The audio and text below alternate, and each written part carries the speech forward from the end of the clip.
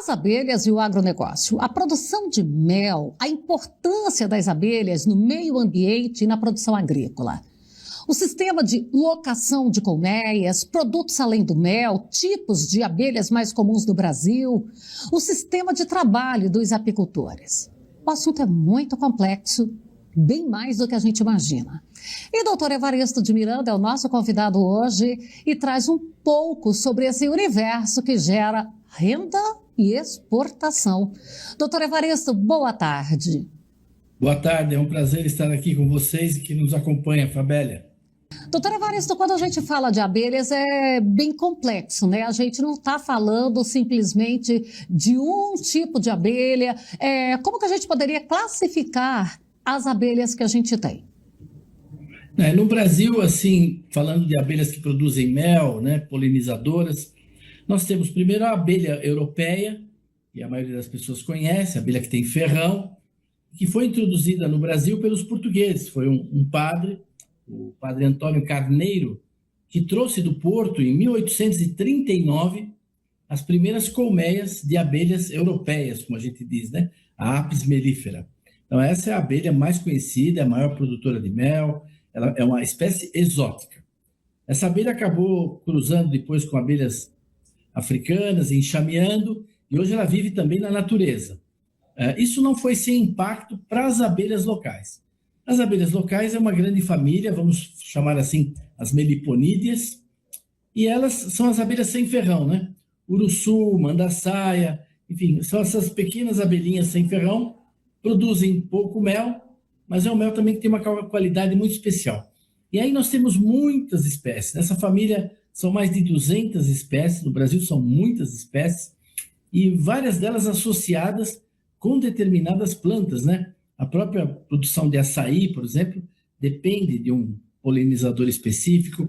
Então, elas têm uma história de ter coevoluído com as plantas. Então, no Brasil, dois grandes grupos de abelha. A Apis mellifera, que veio da Europa, que é a grande produtora de mel, com a qual os apicultores trabalham, mas existem também os melinicultores que trabalham com as meliponídeas, as abelhas sem ferrão. E elas são muito interessantes na agricultura, são utilizadas dentro de estufa, para melhorar e ampliar a produção de morango, a produção de tomate, de berinjela e por aí vai. Quando faz esse trabalho para melhorar a produção, a gente pode dizer que há dois ganhos aí para o produtor, porque ele pode trabalhar com essa colmeia ali, retirar o mel e ter a melhoria na sua produtividade? É isso que acontece mesmo. Tanto que nós temos essa categoria de agricultor sem terra, que são os apicultores, né? É o único sem terra que as pessoas aceitam na propriedade, né? Porque ele vem, só precisa de alguns metros quadrados, instala as suas caixas, é uma espécie de sem terra bem-vindo nas fazendas, né? E lá no meio do laranjal, do eucalipto, de várias culturas, ele produz mel e beneficia os agricultores com a polinização. Doutora Evaristo, esse sistema, vamos falar aí de locação de colmeias, ele é novo ou já é uma atividade que acontecia há mais tempo, ela ainda era um pouco desconhecida? Não, ele é um sistema antigo, não é? Ele tem crescido, mas a produção de mel no Brasil ainda é muito pequena, né? As abelhas trabalham muito, né? Para produzir 1 quilo de mel, elas precisam coletar 2 quilos de néctar. E para coletar 2 quilos de néctar, 50 mil abelhas, por exemplo, precisam visitar 1 milhão de flores. Então, 1 milhão de flores, 50 mil abelhas para produzir 1 quilo de mel, né? Agora, a produtividade ainda no Brasil das colmeias é muito baixa. Nossa produtividade é de 20 quilos por ano, 30 quilos por ano, né? Às vezes 40. Claro que tem exceções, né? Mas hoje, tecnologicamente, se você empregar tecnologia, fazer seleção de rainhas, etc., enfim, você trabalhando com tecnologia, você pode tirar 100 quilos de mel por ano. Então, o Brasil ele tem uma apicultura ainda quase que extrativista, assim. Deixa as caixas lá, não é? E elas ficam lá, depois você vai buscar. Enfim, nós precisamos evoluir muito em termos de apicultura. E os programas de governo tratam a apicultura como uma coisa marginal. Eles nunca, a extensão rural, desenvolvimento rural nunca coloca a abelha como um foco para o desenvolvimento do agricultor. É sempre assim, é um complemento de renda, você põe lá no fundo do quintal, 2, 3 caixinhas, vai te dar um lucro, um dinheirinho a mais. Quer dizer, ela não é vista como uma atividade principal, né? Uma atividade profissionalizada, mas isso a gente precisa evoluir, porque a nossa produção é muito pequena. E o pior, a gente exporta 60%, a gente exporta mais de 60% da produção. Então, no Brasil não tem mel. A gente consome muito pouco mel, né? E nem pode tentar aumentar o consumo de mel.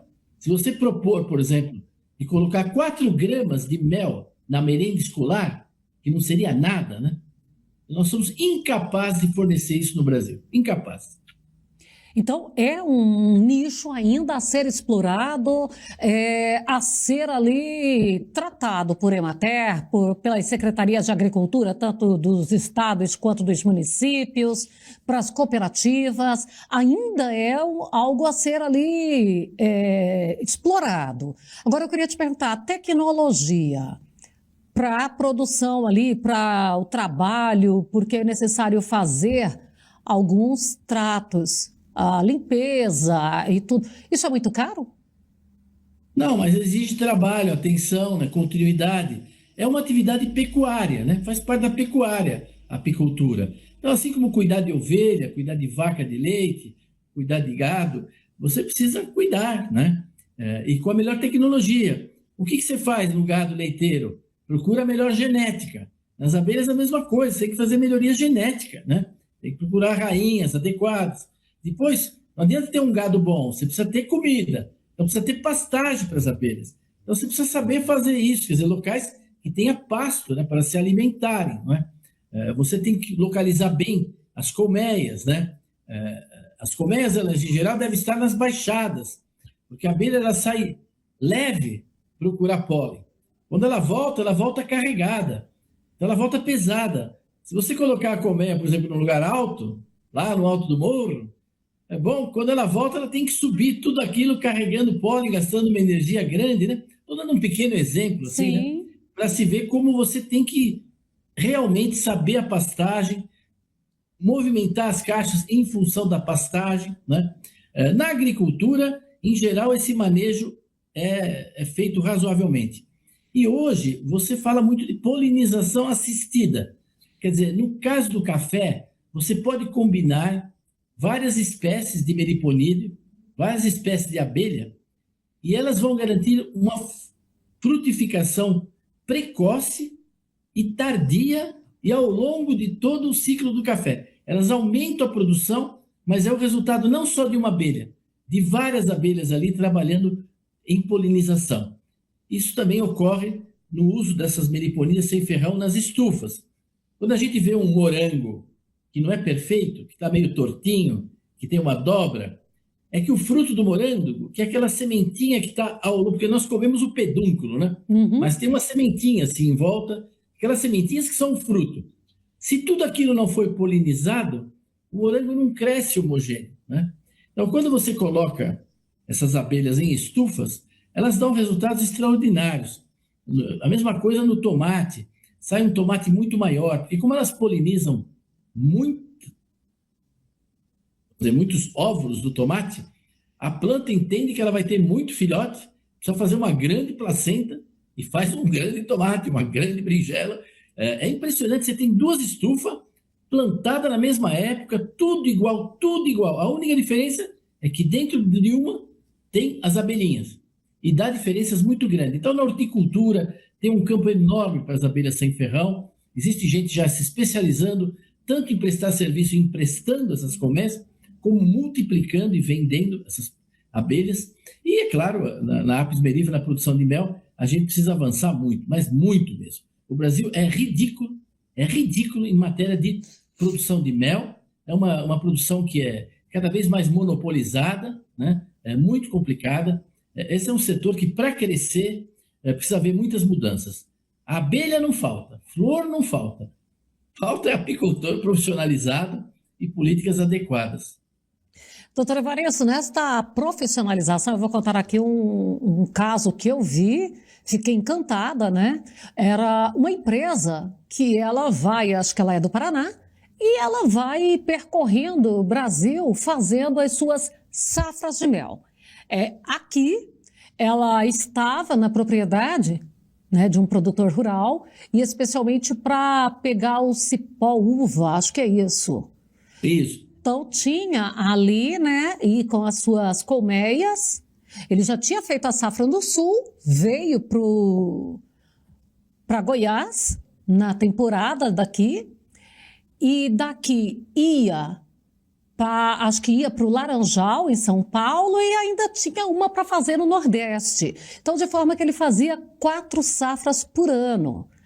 E era tambores e tambores de 200 litros, com aquele mel já que saía daquela peça, que eu não me recordo o nome agora, que ela vai fazendo a limpeza. Então, saía aquele tubo de mel, a coisa mais linda. E tudo... A centrífuga mesmo, provavelmente. A centrífuga, isso mesmo. E tudo para exportação. Então...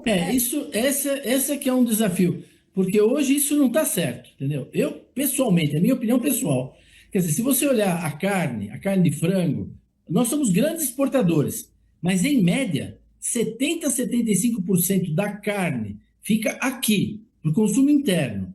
É a mesma coisa no frango, nos ovos, em tudo. Não é no mel.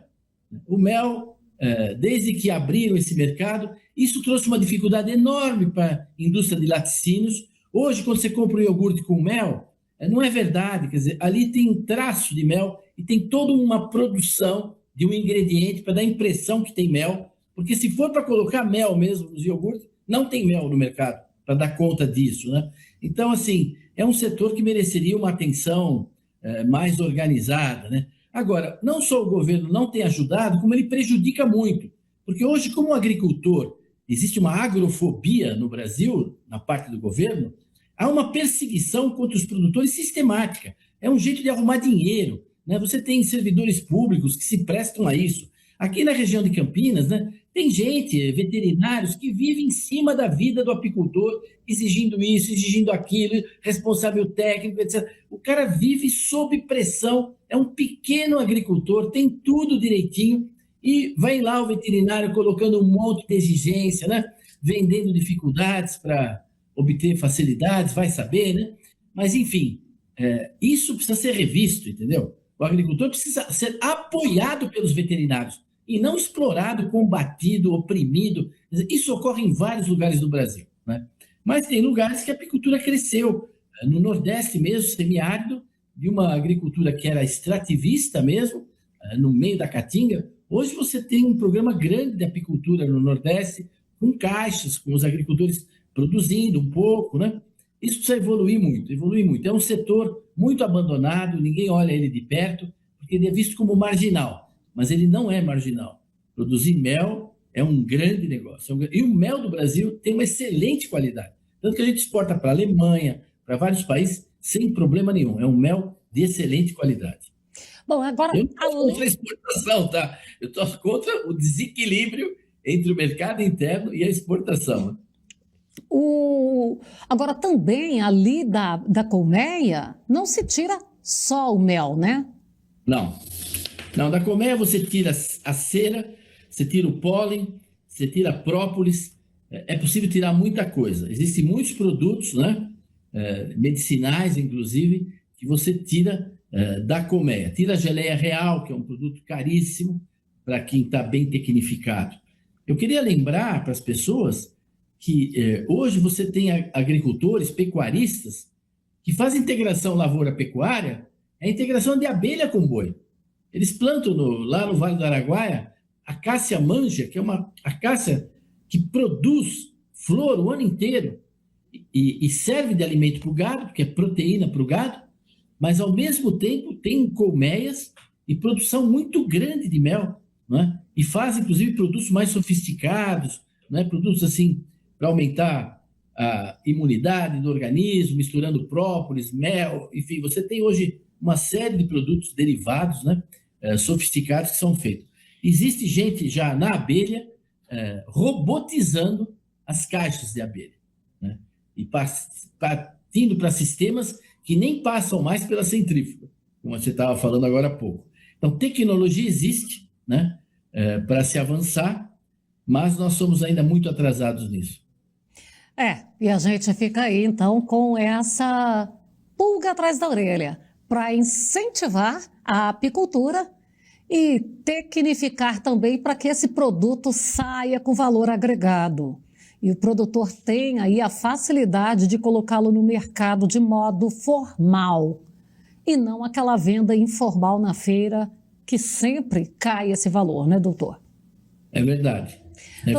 Doutor Evaristo, obrigada pela sua participação conosco mais uma vez. Eu que agradeço, Fabélia. Parabéns a todos que acompanham o seu programa.